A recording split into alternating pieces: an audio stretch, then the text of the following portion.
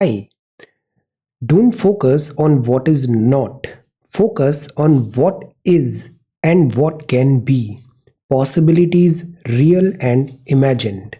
Today is 19th of December 2021. Let us have a quick discussion of all these important topics.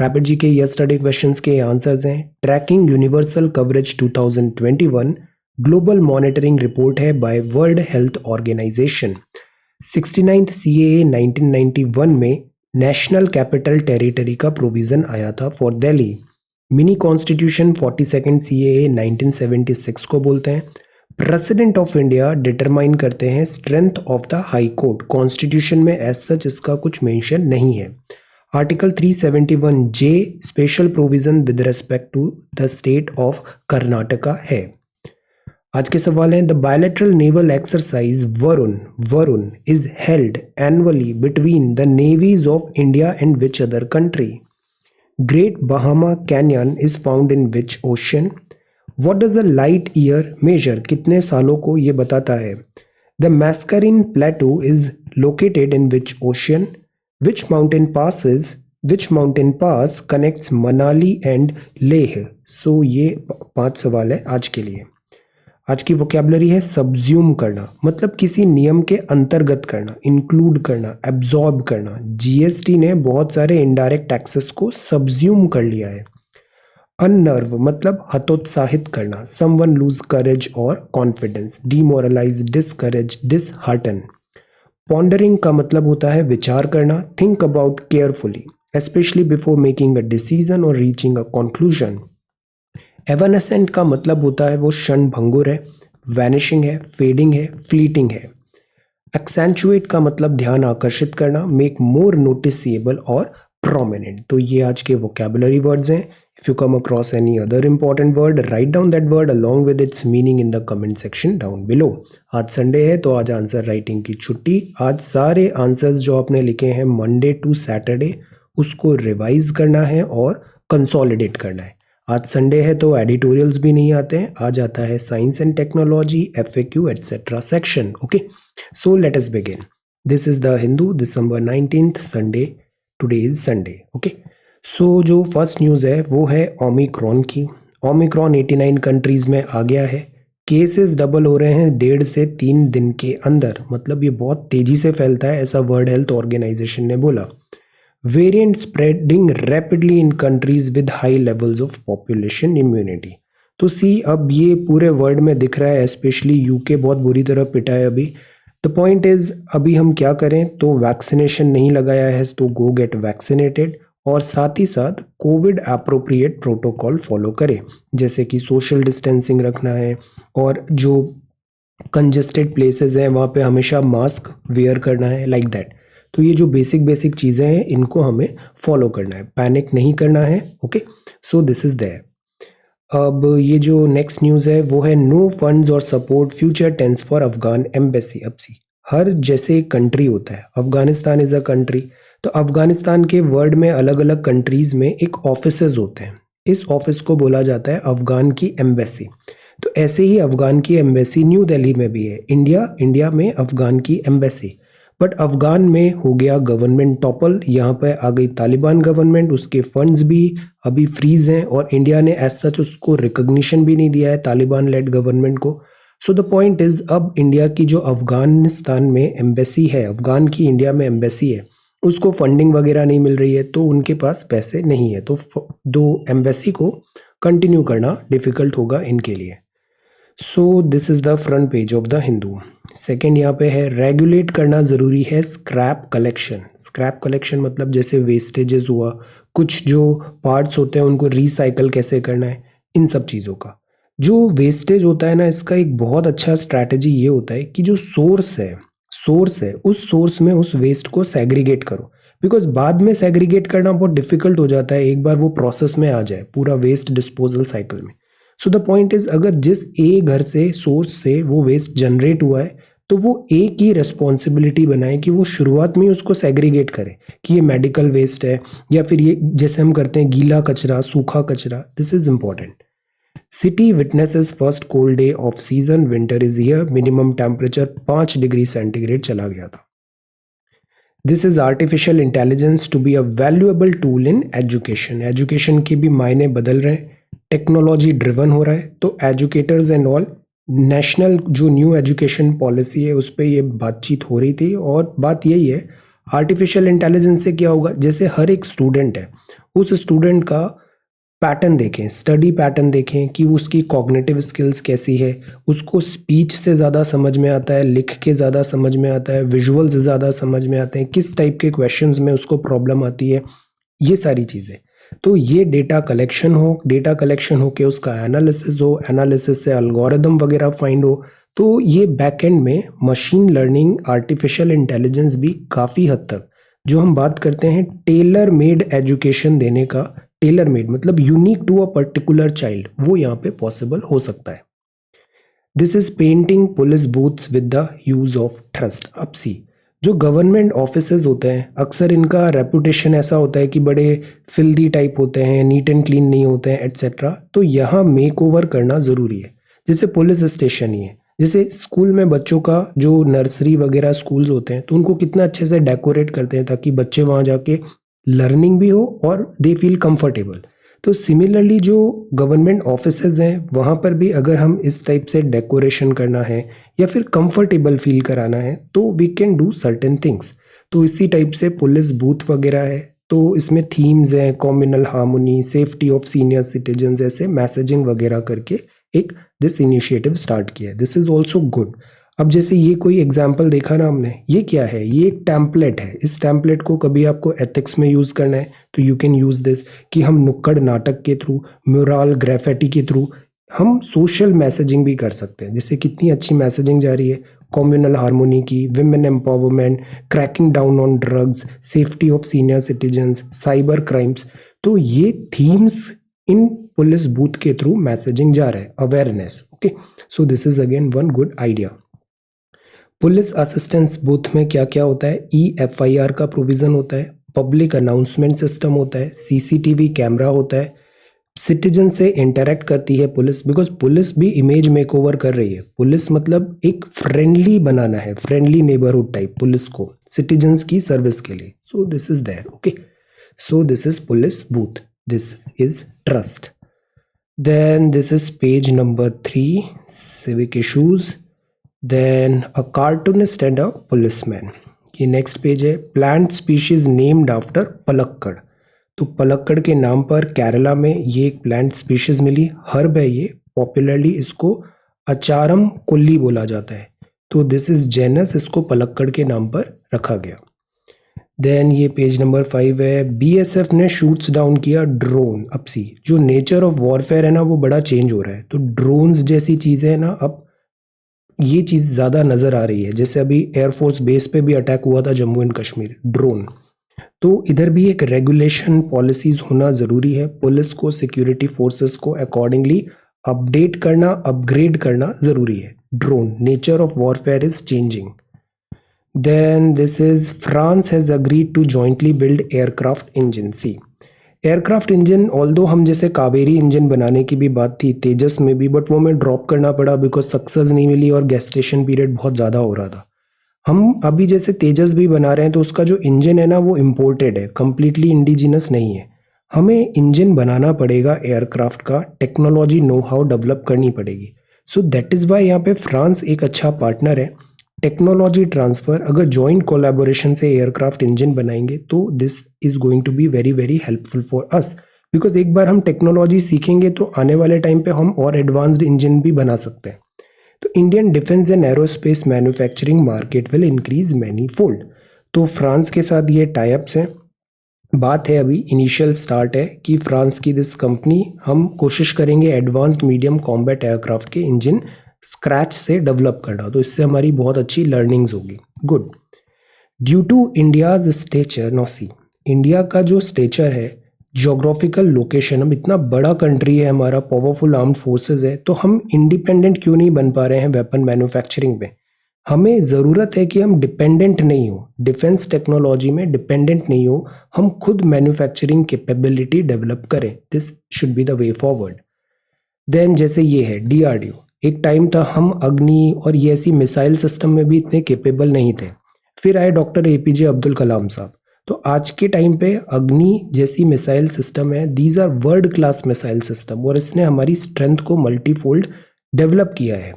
The point is, इनमें भी जैसे अग्नि series थी, अब इसका भी एक एडवांस्ड नेक्स्ट जनरेशन वर्जन आ रहा है, उसका नाम रखा है अग्नि प्राइम। अग्नि प्राइम। तो इसका पहला टेस्ट लास्ट ईयर अभी जून में ही हुआ था, जून में इसको हमने तब भी कवर किया था। अब इसका सेकेंड टेस्ट हुआ है, अग्नि पी नाम है, डीआरडीओ ने इसको टेस्ट फायर किया। तो ये न्यू जनरेशन की न्यूक्लियर केपेबल बैलिस्टिक मिसाइल है Agni P. Doctor APJ Abdul Kalam land coast of Odisha से इसको लॉन्च किया, टेस्ट किया, सक्सेसफुल था। इसमें बहुत सारे टेलीमेट्री है, रडार है, इलेक्ट्रो ऑप्टिकल स्टेशंस है, ये सब चीज़ें जो है वो जैसा डिजायर्ड है वैसा उसने वर्क किया। सो this is a success. Missile ने टेक्स्ट बुक ट्रेजेक्ट्री मीटिंग, सारा जो स्टैंडर्ड फॉर्मेट है उसके अकॉर्डिंग इसने वर्क किया, हाई लेवल ऑफ एक्यूरेसी भी थी। So this is a success. तो ये 2 stage canisterized solid propellant missile, इन शब्दों के क्या मतलब है? एक्चुअली क्या होता है, ये ना प्रोजेक्टाइल पे बेस्ड होती है ये मिसाइल। पहले जैसे प्रोजेक्टाइल होता है ना पैराबोला टाइप, ये ऐसे करके ऊपर फायर होती है, स्पेस में जाती है, फिर जिस जगह से टारगेट करना होता है वहां जाके पिन पॉइंट एक्यूरेसी से मिसाइल गिरती है। तो ये टाइप की जो मिसाइल होती है ना वो अग्नि पी टाइप है। फिर एक होती है ब्रह्मोस टाइप की। ब्रह्मोस टाइप की होती है वो क्रूज टाइप मिसाइल होती है, वो एयरक्राफ्ट प्लेन की तरह ऐसे होवर करते हुए जाती है और जहां हिट करना है वहां हिट कर देती है। तो ये बैलिस्टिक मिसाइल है। तो इसमें सॉलिड प्रोपेलेंट है, कैनिस्टराइज्ड है, मतलब ऐसे डब्बे में बंद करके इसको रखा जा सकता है, इसकी शेल्फ लाइफ भी इससे बढ़ जाएगी, कैरी करना भी आसान होगा। 2 स्टेज है, पहला स्टेज होगा फिर सेकेंड स्टेज में ऐसे फॉल होगा, ऐसे 2 स्टेज है। कैनिस्टराइज्ड है, सॉलिड प्रोपेलेंट है, dual redundant navigation guidance system इसमें है, एक्यूरेसी इज गुड, रेंज है अप टू 2000 किलोमीटर। तो ये सेकेंड टेस्ट हुआ इसका अग्नि पी मिसाइल का, सक्सेस था। डीआरडीओ ने बोला सारे पैरामीटर्स इसके करेक्टली वर्क किए, मैनूवरिंग, एक्यूरेसी एटसेट्रा गुड। तो ये कैनिस्टराइजेशन है मिसाइल का, इससे time to require to launch the missile कम हो जाता है, स्टोरेज भी इजी हो जाता है और हैंडलिंग भी इजी होती है। तो नाम क्या याद रखना है, अग्नि प्राइम, अग्नि पी। तो दिस इज डीआरडीओ। अब जो नेक्स्ट है वो भी डिफेंस से रिलेटेड है। हमें एटलीस्ट 3 एयरक्राफ्ट कैरियर की ज़रूरत है। ये इंडिया है, इंडिया पेनिनसुला है ये दिस, तो मतलब 3 साइड हमारे सी है, तो एटलीस्ट 3 एयरक्राफ्ट कैरियर होना चाहिए। ये एयरक्राफ्ट कैरियर होता है मतलब इस पे जो फाइटर जेट्स है वो ऐसे लैंड कर सकते हैं और ऐसे टेक ऑफ कर सकते हैं। सो दिस इज एयरक्राफ्ट कैरियर। ये दिस INS विक्रांत है, विक्रांत की अभी टेस्टिंग चल रही है dockyard Kochi. The point is we need at least 3 aircraft carrier because Indian Ocean is very very important. This is Indian Ocean, sea lanes of communication सब यहाँ पर है, इधर इधर पाकिस्तान है, चाइना का भी प्रेजेंस बढ़ता जा रहा है। This is our backyard. और जो जनरेशन है ना, एक दौर आता है एक्चुअली, एक दौर आया था वर्ल्ड वॉर 2 के जस्ट बाद, वो दौर था अटलांटिक ओशन का। तो अटलांटिक ओशन सबसे बिजी हो गया था, सबसे प्रॉफिटेबिलिटी एटसेट्रा वर्ल्ड का फोकस था अटलांटिक ओशन में। इधर अमेरिका था, इधर यूरोप था। इसके बाद जो एक फिर टाइम आया वो आया पैसिफिक का, पैसिफिक ओशन। अब जो टाइम आ रहा है वो आ रहा है इंडियन ओशन का। तो Indian ocean is next big thing. हमें यहाँ पर जो हमारी नेचुरल स्ट्रेंथ है उसको मेंटेन करना है, इवन अपग्रेड करना है। तो दिस इज देयर। तो INS विक्रांत तो है ही, अभी एक ऐसा और हमें चाहिए। This is very very important. तो इससे क्या होगा, जो हमारा ऑपरेशन कैपेबिलिटी है इंडियन ओशन में, प्लस हम HADR भी करते हैं, ह्यूमन असिस्टेंस देते हैं। फर्स्ट जो कांटेक्ट होता है, फर्स्ट जो सर्विस प्रोवाइड करता है वो इंडिया है। अगर किसी भी टाइप की ऐसी कुछ डिजास्टर्स में हमने देखा तो इंडिया को अपनी कैपेसिटी कंटिन्यूसली अपग्रेड करना चाहिए। यही बात navy chief admiral R Hari Kumar साहब ने कहा, एयरक्राफ्ट जो होगा वो ज़रूरी है, but at the same time ऐसा नहीं होता फौज में कि जैसे aircraft carrier is so good तो हम ऐसे 10 और एयरक्राफ्ट ले लें। नो, हमेशा जैसे फाइनेंस में हम करते हैं ना, इन्वेस्टमेंट्स वगैरह में डाइवर्सिफाई करना ज़रूरी होता है। डाइवर्सिफाई कैसे कि हमें कुछ एयरक्राफ्ट कैरियर्स भी चाहिए, कुछ दूसरी फ्रिगेट्स भी चाहिए, कुछ सबमरीन्स भी चाहिए, कुछ शिप्स भी चाहिए, कुछ दिस एयरप्लेन्स भी चाहिए। तो डाइवर्सिफिकेशन ज़रूरी होता है, तो वो रिक्वायर्ड है। It's not about either carrier और सबमरीन, बट एक बैलेंस होना चाहिए शिप, सबमरीन और एयरक्राफ्ट में। तो फिलहाल के लिए एयरक्राफ्ट हमारे पास कम है, एयरक्राफ्ट कैरियर, हमें एटलीस्ट 3 एयरक्राफ्ट फंक्शन में होने चाहिए इंडियन ओशन के लिए, ओके, ताकि हमारी मैरीटाइम कैपेबिलिटी बढ़ पाए। एक बैलेंस होना बहुत ज़रूरी है। So this is there. Similar is with your examination. I keep on telling you, student को पॉलिटी पसंद आ गया तो वो मतलब 6 महीने तक बस पॉलिटी में ही पीएचडी करेगा। No, you have to have a balance. Polity भी पढ़ना है, इकोनॉमिक्स भी पढ़ना है, हिस्ट्री भी पढ़ना है, ज्योग्राफी भी पढ़ना है, करंट अफेयर। सम स्टूडेंट्स इतने ऑब्सेस हो जाते हैं करंट अफेयर से कि मतलब current affairs is life. No, ये सारे सेक्शंस भी बहुत ज़रूरी है। Current affair is one pillar among these 5 pillars. Selection उसका होता है जो बैलेंस्ड होता है, balanced. Then this is webinar conducted on art integrated learning, okay. Then this is page number 7, this Central Asia dialogue. Then this is about 50 years. अब सी, ये घड़ियाल है। घड़ियाल का देखो, ये ऐसे स्नाउट देखो, ये जो होता है ना, दिस इज लाइक घड़ा, दैट इज वाई इसको बोला जाता है घड़ियाल। जो क्रोकोडाइल होता है उसका ऐसा ब्रॉडन होता है क्रोकोडाइल, फिर क्रोकोडाइल में भी सॉल्ट वाटर क्रोकोडाइल होता है। ये घड़ियाल है, ये फ्रेश वाटर घड़ियाल है। तो ये कहाँ पे मिलेगा? रिवर्स के आसपास मिलते हैं। ये जो घड़ियाल है ये रिवर्स के आसपास मिलते हैं। तो आज की डेट में घड़ियाल जैसे गंगा में है, यमुना में है, चंबल में है, इनकी ट्रिब्यूटरी प्रोमिनेंटली यहाँ पे घड़ियाल मिलते हैं। तो ये क्रिटिकली एंडेंजर्ड है, तो मतलब वेरी इंपॉर्टेंट स्पीशीज। हमने पहले ही IUCN रेड लिस्ट पे नोट प्रिपेयर कर चुके हैं। दिस इज एंडेंजर्ड स्पीशीज घड़ियाल। तो सी, सक्सेसफुली इनको री इंट्रोड्यूस किया गया था कहाँ पर? पंजाब में ब्यास रिवर पे। तो अभी स्टेट का वाइल्ड लाइफ प्रिजर्वेशन विंग ने बताया यहाँ अच्छी खासी पॉपुलेशन ग्रोथ हुई है घड़ियाल की। 2017 में यहाँ पे 94 घड़ियाल इंट्रोड्यूस किए थे ब्यास कंजर्वेशन रिजर्व में, और केवल 2 ही कैजुअलिटी हुई है, मतलब सर्वाइवल इज गुड। तो रिहैबिलिटेशन किया जा रहा है। पहले नेचुरली घड़ियाल मिलते थे, फिर वो लॉस हो गए, extinct in wild type situation आ गई, क्रिटिकली एंडेंजर्ड, इनको फिर से री इंट्रोड्यूस किया गया। अब 10 साल के करीब में इनका दिस ब्रीडिंग भी स्टार्ट हो जाना चाहिए। ये जो हैबिटेट है ये कंड्यूसिव है एग लेइंग के लिए, हैचिंग के लिए। नेसेसरी स्टेप्स यहाँ पे किए जा रहे हैं, सेफ एनवायरनमेंट प्रोवाइड किया जा रहा है। सी, 1960 तक यहाँ पे घड़ियाल मिलते थे, बट फिर वो एक्सटिंक्ट हो गए। तो घड़ियाल को वापस यहाँ पे री इंट्रोड्यूस किया जा रहा है। अब घड़ियाल क्यों ज़रूरी है? ओवरऑल रिवर इकोसिस्टम जो होता है वहाँ एक बैलेंस बना रहता है। तो इनका dispersal, behaviour, threat, ecological aspect, juvenile, सब एडल्ट घड़ियाल को, ये पूरा ब्रीडिंग प्रोग्राम यहाँ पे सिस्टमेटिकली स्टडी किया जा रहा है। तो दिस इज देयर। इसके साथ ही साथ यहाँ के जो लोकल फार्मर्स हैं, कम्युनिटीज़ हैं, उनको भी बताया जा रहा है कि वाइल्ड लाइफ कंजर्वेशन क्यों ज़रूरी है। बैचेस में इनको रिलीज़ किया गया। अब सी, ये जो घड़ियाल होते हैं ना, ये बैलेंस बना के रखते हैं रिवराइन फूड चेन में। फूड चेन हमने पढ़ा है ना कि एक स्पीशीज है, फिर उसको दूसरा स्पीशीज कंज्यूम कर रही है, फिर ऐसे। So this is food chain. तो घड़ियाल is important for riverine ecosystem. तो they keeps in check, they prey fish. तो एक बैलेंस बना होता है।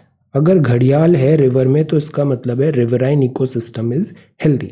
सो ये अच्छी बात है। क्रिटिकली एंडेंजर्ड दिस घड़ियाल वापस री इंट्रोड्यूस किए ब्यास रिवर पे, और वहाँ पर सक्सेस हमें मिल रही है। यूरोप में सिचुएशन वर्जन होती जा रही है, ओमिक्रॉन का थ्रेट बढ़ रहा है। जर्मनी, ये नॉर्ड स्ट्रीम है। नॉर्ड स्ट्रीम क्या है? जैसे रशिया पे हमने नोट प्रिपेयर किया ना, तो उसमें सबसे इंपॉर्टेंट क्या था? रशिया में नेचुरल गैस, इनके रिजर्व्स बहुत है। नेचुरल गैस, ऑयल रिजर्व है, कोल के रिजर्व है।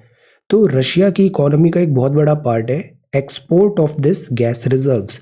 और दूसरी बात हमने पढ़ा यूरोप, तो यूरोप में एनर्जी का शॉर्टेज होता है, स्पेशली जर्मनी। तो जर्मनी रशिया से ऐसे गैस का दिस एक्सचेंज करना चाहता था। तो पहले एक नॉर्ड स्ट्रीम है, एक नॉर्ड स्ट्रीम 2 बनने की भी बात है रशिया से गैस एनर्जी सप्लाई का।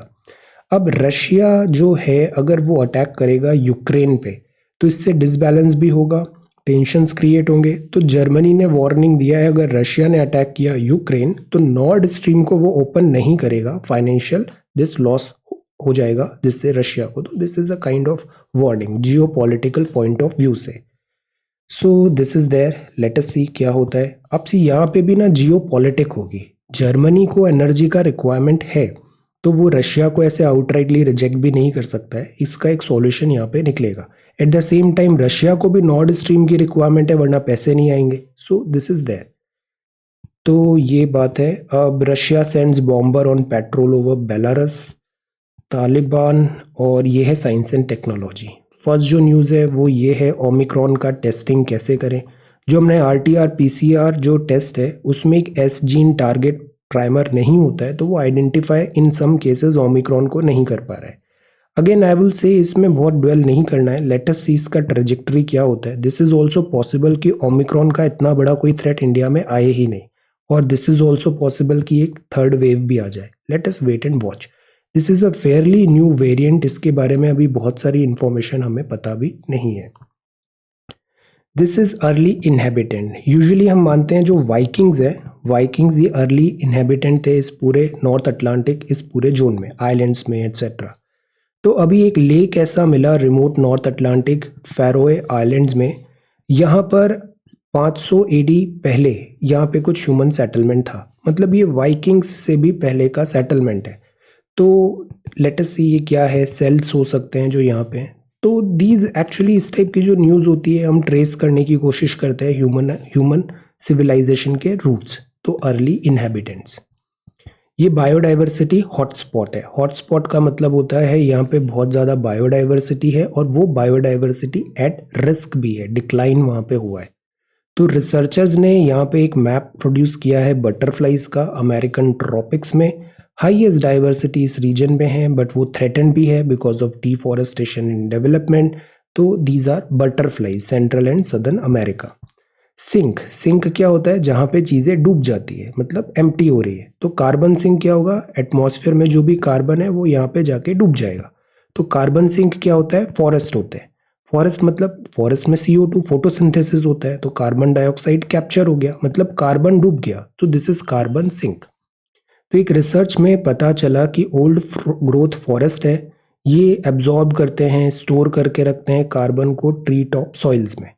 तो एक्चुअली क्या है, इसी तरीके से एक बैलेंस बना होता है। ये बैलेंस हमने बिगाड़ दिया डिफॉरेस्टेशन से, इसीलिए एटमॉस्फेयर में कार्बन डाइऑक्साइड बढ़ने लग गई, और उससे ग्लोबल वार्मिंग हो रही है।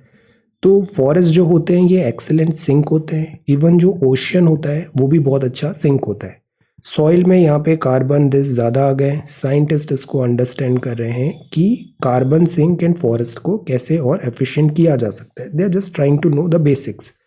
ये इसीलिए भी ज़रूरी है बिकॉज एक और टर्म अक्सर हम देखते हैं, इंजीनियरिंग, क्लाइमेट इंजीनियरिंग, कि हम ऐसे आर्टिफिशियल सिंक बना लें और एटमॉस्फेयर से कार्बन का सिक्विस्टरेशन कर दें। तो मैन मेड तरीके से, ह्यूमन इंजीनियरिंग से हम जो CO2 राइज की प्रॉब्लम है उसको सॉल्व कर सकते हैं। तो this is there. Tone of voice, जैसे हमारी टोन होती है, पिच हम चेंज कर लेते हैं। जब डरे होते हैं तो अलग पिच आता है, वार्निंग में अलग होता है, वॉर के टाइम पे अलग होता है। तो ऐसे ही ये जो है एनिमल, ये पप है, ये भी अपनी सील है, दिस इज सील, ये भी अपनी टोन चेंज कर सकता है। तो दिस टेल्स कि हम जो हमारा इवोल्यूशन हुआ है उसको हम ट्रेस कर पाए। तो evolution of human speech by this we can do. अब ये ओमिक्रॉन था, ये बात है north east India. North east नाम आते ही हमारे दिमाग में सबसे पहले क्या आता है कि बड़ा ब्यूटीफुल फॉरेस्ट है, यहाँ पे एनवायरनमेंट बहुत अच्छा है, फ्रेश एयर है। बट अब प्रॉब्लम ये है कि नॉर्थ ईस्ट में भी एयर पॉल्यूशन बढ़ता जा रहा है। Air emerge, worsening air emerge हो रही है नॉर्थ ईस्ट इंडिया में भी। तो this is early sign of worsening air emerge in north east India. Guwahati के अलावा सारी जगह देखो, other cities north east have low annual particulate matter 2.5। Guwahati काफ़ी बड़ा शहर है, तो यहाँ पर भी इस टाइप की जो ह्यूमन एक्टिविटीज़ है उसके कारण ये क्या हो रहा है, एयर पॉल्यूशन। तो ये स्टडी ने बताया है अर्बनाइजेशन बढ़ रहा है, व्हीकल्स बढ़ रहे हैं नॉर्थ ईस्ट में भी, पॉल्यूशन हो रहा है, मोटराइजेशन है ना, सॉलिड फ्यूल का बर्न हो रहा है, ओपन बर्निंग हो रही है, इंडस्ट्रीज आ गई है। तो ये अर्ली स्टेज है कि एनवायरनमेंट, जैसे हम बड़ा प्योर टाइप एनवायरनमेंट मानते थे नॉर्थ ईस्ट में, तो यहाँ अर्ली साइंस हैं इकोलॉजिकल वल्नरेबिलिटी के, pollution is there. Then this is inescapable risk of mandatory iron fortification. Fortification का मतलब क्या होता है, किलाबंदी। आयरन फोर्टिफिकेशन मतलब जैसे ये राइस है, आर्टिफिशियली हमने इसमें आयरन को बूस्ट कर दिया, आयरन कंटेंट बढ़ा दिया। तो इससे जो अक्सर हमारे यहाँ डेफिशिएंसी हो जाती है, आयरन डेफिशिएंसी है, स्पेशली जैसे टीनेज गर्ल्स वगैरह में। तो इससे क्या होता है कि अगर हम उन्हें आयरन फोर्टिफाइड फूड देंगे तो उनकी हेल्थ इम्प्रूव होगी। Iron fortification, that is Y iron tablet भी दिया जाता है, बच्चों को भी आयरन दिस कंटेंट ज़्यादा से ज़्यादा खाने को एनकरेज किया जाता है।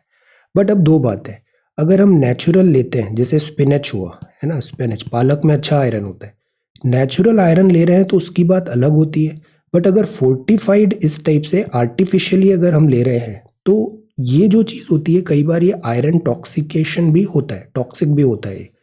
तो यही चीज़ यहाँ पे स्टडी किया है कि हम जैसे एक्सेसिव आयरन अगर देंगे तो इसके साइड इफ़ेक्ट्स भी होंगे। तो द पॉइंट इज इसमें और फर्दर स्टडी वगैरह होना चाहिए, इससे कुछ मतलब diabetes, hypertension, even high blood cholesterol जैसी चीज़ें भी देखने को मिली है अगर हम एक्सेस अमाउंट में ऐसे फोर्टिफाइड राइस आयरन वाला देते हैं तो further studies required, risk already high. तो ये इसलिए भी सवाल उठ रहा है बिकॉज आजकल गवर्नमेंट की पॉलिसी हो गई है, पोषण माह जैसे हम मनाते हैं सितंबर में, तो पोषण वीक हुआ, माल न्यूट्रिशन की रिपोर्ट वैसे ही ख़राब आई थी हमारे यहाँ। तो हम अब ये तरीका अपना रहे हैं कि जो फूड है वो फोर्टिफाइड फूड दें, rich in iron content, rich in minerals, vitamins etcetera. So but क्या ये एक सस्टेनेबल तरीका होगा, इस बात पे लैंसेट की रिपोर्ट ने भी सवाल उठाए। क्योंकि आजकल आप देखो टीनेजर्स जो होते हैं इनमें भी बायोमार्कर मिल रहे हैं हाई ब्लड शुगर के, हाई ब्लड लिपिड के, इवन थिन और स्टंटेड। तो द पॉइंट इज डाइट में फर्दर हमें और इसको देखना चाहिए। प्रैग्मेटिज्म भी ज़रूरी है। यूजुअली हम जो नॉर्मल फूड है हमारा वो भी अच्छा होता है, हम काफ़ी डाइवर्सिफाइड होता है। अगर आप इंडियन डाइट को देखो, फूड हैबिट्स को देखो, तो our food habits are really healthy. What we should do is proper sufficient quantity हो, एट द सेम टाइम जो आज की जनरेशन है उसमें फिजिकल एक्टिविटी इतनी ज़्यादा होती नहीं है, सेडेंटरी लाइफस्टाइल है। जब से ऑनलाइन डिजिटल एजुकेशन हुआ है physical activity next to zero हो गई है। So let them play, let them exercise, all round growth and development तब हम इंश्योर कर सकते हैं। देन दिस इज डायनासोर्स के जॉज इतने स्ट्रॉन्ग क्यों हुए, सो ऐसा करके इवोल्यूशन बताया डायनासोर्स पे। अब ये FAQ के 3-4 टॉपिक हैं, सभी अच्छे हैं। पहला है ये हाईवे का, हाईवेज इन द हिल्स। कल परसों ही इसको डिटेल में देखा था। पहाड़ होते हैं, पहाड़ों में क्या होता है, भूस्खलन होता है, क्योंकि स्पेशली जो हिमालय है यहाँ पे ये जो सॉइल है ये वेल सेटल्ड नहीं है। अब हम क्या कर रहे हैं, रोड्स है तो कम चौड़ी रोड है, इसको और चौड़ा कर रहे हैं। तो और चौड़ा करने के लिए पहाड़ों को काटना पड़ेगा, पहाड़ों को काटेंगे तो डिस्टेबलाइज होगा, भूस्खलन के चांस और बढ़ेंगे, तो इससे एनवायरनमेंट डैमेज होगा।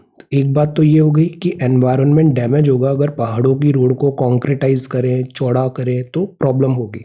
सेकंड, इसकी रिक्वायरमेंट है। रिक्वायरमेंट क्यों है, क्योंकि चाइना यहाँ हॉस्टाइल होता जा रहा है, क्विक डिप्लॉयमेंट हमें चाहिए बॉर्डर में। तो हमारे टैंक्स वगैरह जो बड़े बड़े व्हीकल्स, ट्रक्स हैं, क्विक डिप्लॉयमेंट ऑफ ट्रूप्स के लिए हमें एक वेल स्ट्रेंथन्ड रोड चाहिए। तो अब इसी बात पे यहाँ पे डिबेट चल रहा है कि environment versus safety security of country. Supreme court ने पहले चारधाम रोड को मना कर दिया था चौड़ा करने से, बट फिर गवर्नमेंट ने रीजंस बताए नेशनल सिक्योरिटी के, तो परमिशन मिल गया है। तो यहाँ पर ये बात है, वाइडन करना है 3 Himalayan highway, Rishikesh to Mana, Rishikesh to Gangotri and Tanakpur to Pithoragarh.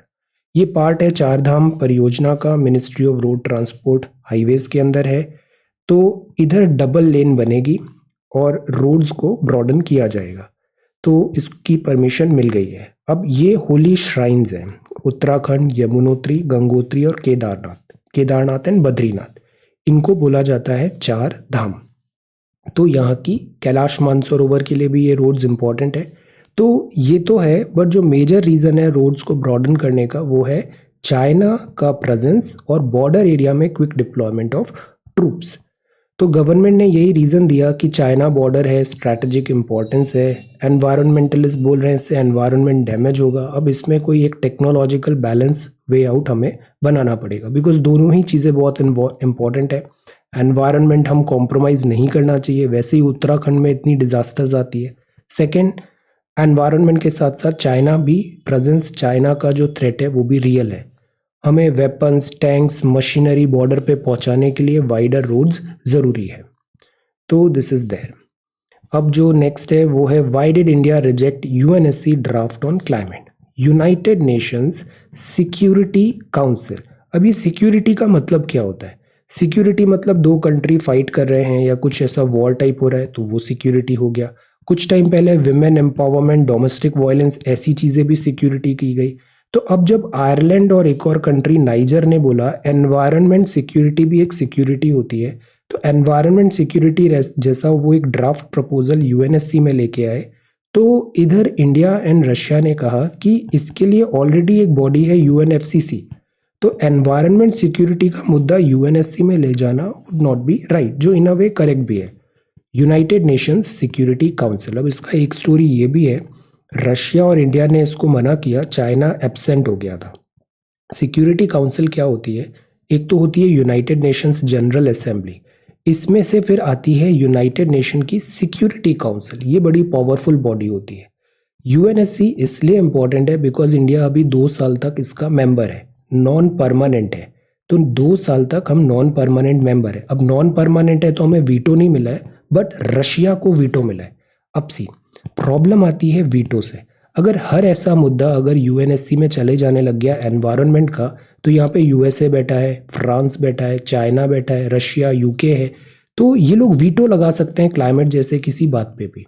So the point is, एक ये नया ट्रेंड चालू हो जाएगा जिसको अवॉइड करना भी ज़रूरी है। हमने यहाँ पे यही बोला कि जो क्लाइमेट रिलेटेड मुद्दा है वो यूएनएफसीसी में जाए तो बेटर है, UNSC is not that body. हर एक प्लेटफॉर्म डिफरेंट होता है, यूएनएससी अवॉइड किया जा सकता है। तो बस इसी बात पे यहाँ पर है यूएन सिक्योरिटी काउंसिल। देन ये बात बताया, इंट्रोड्यूस करना चाहते थे। अब उनके जो कंसर्न्स हैं, नाइजर और आयरलैंड और several other groups, island countries specially, क्योंकि सी लेवल बढ़ रहा है तो they are at threat. But the point is UNFCC is already there, और पास्ट में इसने क्योटो प्रोटोकॉल, पेरिस अग्रीमेंट और अभी ग्लासगो जैसे अच्छे काम भी किए, तो यहाँ पर इससे कंटिन्यू होना चाहिए। बाकी ये और भी चैलेंजेस हैं, इन्होंने ये बताया because of climate issue refugee crisis होता है, जो साहेल रीजन जो है अफ्रीका, वहाँ पे भी जो चैलेंजेस आ रहे हैं बिकॉज ऑफ क्लाइमेट रीजन है, क्लाइमेट दिस अनसर्टेनिटी की है। तो वर्ल्ड सिक्योरिटी अगर इंश्योर करना है तो क्लाइमेट सिक्योरिटी इंश्योर कराना ज़रूरी है, which is again a good valid point. Idea बस ये है कि इसकी एक ऑलरेडी बॉडी है यूएनएफसीसी, इधर इस मुद्दे को उठाना चाहिए। तो ये हमारा ऑफिशियल लाइन है एक्चुअली, त्रिमूर्ति साहब ने यही बोला, second to none, India understand करता है क्लाइमेट कमिटमेंट, हम क्लाइमेट फाइट है, इधर भी जस्टिस चाहते हैं। मिसलीडिंग कॉन्फ्लिक्ट ये होगा, ओवर सिंप्लीफिकेशन होगा कि नॉर्थ अफ्रीका साहिल में जो भी प्रॉब्लम हो रही है वो बिकॉज ऑफ क्लाइमेट चेंज हो रही है। We need to be little bit more objective. तो दिस इज देयर, ओके। तो बस इसमें यही बात है कि प्रॉपर जो डेडिकेटेड प्लेटफॉर्म है वहाँ पे वो मुद्दा उठाया जाए। India is not against climate change, India fully cooperate करता है। Now, is raising marriage age enough to help girls? See 21 जो हुआ, this is a good move, 21 होना चाहिए। 18, 19, 20 टू अर्ली। अभी प्रॉपर उनका एजुकेशन भी हो सकता है, ग्रेजुएशन भी हो सकता है, यूपीएससी में भी 21 साल मांगते हैं, सो दिस इज गुड। मैच्योरिटी आती है, अंडरस्टैंडिंग आती है, दिस इज गुड। अब आइडिया ये है कि इज दिस सफिशिएंट? नो, पहले भी 18 था बट फिर भी हम इतने केसेस देखते हैं चाइल्ड मैरिज के, तो मतलब लॉ इम्प्लीमेंटेशन प्रॉपर नहीं हो पाता है, this is one thing. Second, अगर हमें ट्रू सेंस में विमेन एम्पावरमेंट करना है तो उसका तरीका ये होगा कि आप एजुकेशन दो, राइट्स प्रॉपर होने चाहिए सोसाइटी में, और फाइनेंशियली भी उनको स्ट्रॉन्ग इंडिपेंडेंट होना चाहिए, बनना चाहिए। आपकी जो पहली प्रायोरिटी होती है ना, पहली priority, you should complete your education, financially stable होना भी बहुत ज़रूरी है, get a job, work, that is why I say so much की study full throttle, this will empower you, okay. So this is there. बाकी regular points हैं, Hindu marriage act 1955 में आया था, 72 में आया था, पहले 18 किया गया था, फिर अब इसको 21 किया गया है। Prohibition of child marriage act 2006 के अंदर 21, चाहे बॉय हो या गर्ल हो, 21 ईयर ज़रूरी है मैरिज के लिए। क्योंकि इसमें एक और चीज़ ये भी है कि जैसे अर्ली मैरिज होती है तो एक्चुअली अगर यंग मदर होती है, body is not well developed, तो उसमें क्या होता है, मैटरनल मोर्टेलिटी रेट भी हाई होती है, तो इस रेट को भी हमें कम करना है, तो दैट इज़ वाई 21 एटलीस्ट होना चाहिए। इससे न्यूट्रिशन लेवल बढ़ेगा, अपॉर्चुनिटीज़ भी मिलेगी उन्हें हायर एजुकेशन की, करियर पे वो फोकस कर पाएंगी, दिस इज़ ऑल्सो रिक्वायर्ड।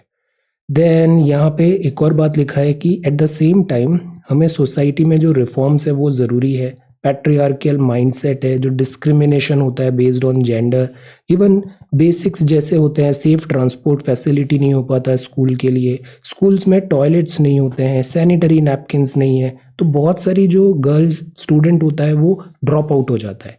हमें सेक्स एजुकेशन को भी प्रोवाइड करना चाहिए, वोकेशनल ट्रेनिंग देना चाहिए, लाइवलीहुड ऑप्शंस प्रोवाइड करना भी चाहिए। These are very good points, sociology GS1।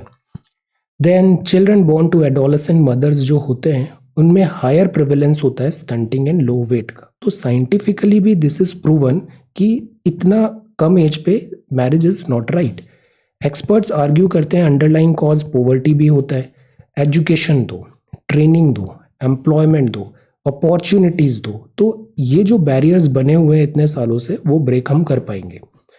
तो यही बात है कि age of marriage is one thing, but at the same time हमें रिप्रोडक्टिव हेल्थ सपोर्ट भी देना पड़ेगा और दिस शुड बी प्रोवाइडेड। फिर ये लॉ पहले भी था बट इसका इम्प्लीमेंटेशन में प्रॉब्लम आती है, तो implementation should also be strict.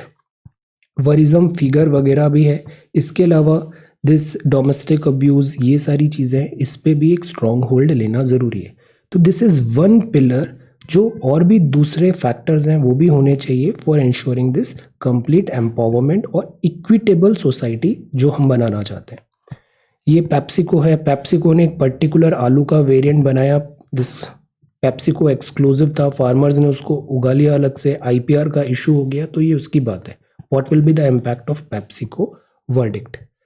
ये लिबरेशन है बांग्लादेश 50 ईयर्स अगो, सी 50 साल हो गए इस पे आपने आंसर राइटिंग भी किया है। अभी रेगुलर पॉइंट्स है जो यहाँ पे लिखा ना कि वहाँ पे प्रॉब्लम्स हो रही थी, बांग्लादेश में एट्रोसिटीज़ हो रही थी, मुक्ति वाहिनी बनी, वहाँ के लीडर्स और वहाँ के लोगों ने वॉइस रेज किया। इंडिया में भी बिकॉज रिफ्यूजी क्राइसिस आने लग गया उसके कारण, तो इंडिया ने इंटरवीन किया और उसके बाद फिर ये बांग्लादेश का लिबरेशन हुआ।